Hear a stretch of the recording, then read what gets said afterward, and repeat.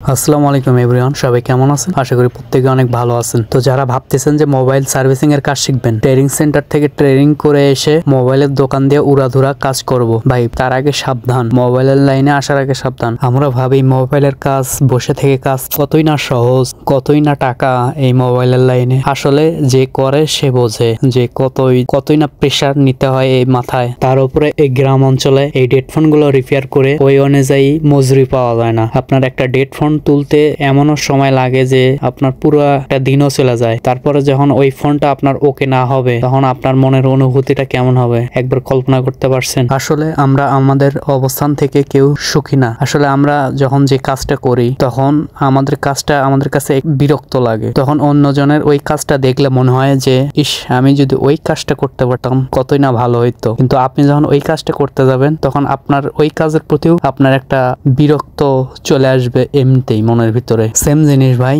আমিও ভাবতাম যে মোবাইল সার্ভিসিং এর কাজ কতই না সহজ, শুধু বসে বসে চার্জিং পিন চেঞ্জ করা, ডিসপ্লে চেঞ্জ করা, আবিজাবি চেঞ্জ করা, এগুলো তো সাধারণ কাজ।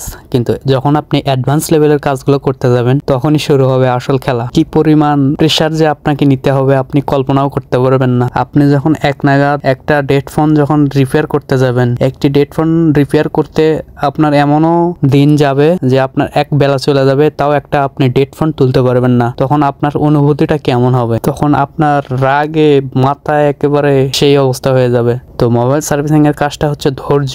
আপনার যদি ধৈর্য জিনিসটা না থাকে, তবে আপনি এই লাইনে টিকতে পারবেন না। কিন্তু কথা হচ্ছে, সাধারণ যে কাজগুলো আছে এগুলো আপনি এক মাস দোকানে থাকলে আপনিও শিখতে পারবেন। এই যেমন ধরেন display change, charger pin change, speaker change, এগুলো যেগুলো খুঁটিনাটি সাধারণ কাজগুলো আছে, এগুলো কিন্তু আপনিও পারবেন। কিন্তু আপনি যখন অ্যাডভান্স লেভেলের কাজগুলো করতে যাবেন, সিপিইউ এর কাজ, এমএমসির কাজ, সফটওয়্যারের কাজ, এগুলো যখন আপনি করতে যাবেন, তখন কিন্তু আপনার ব্রেনটা প্রচুর পরিমাণে খাটাইতে হবে। আসল কথা হচ্ছে, আমরা কোনো কাজকে সহজ মনে করতে পারবো না।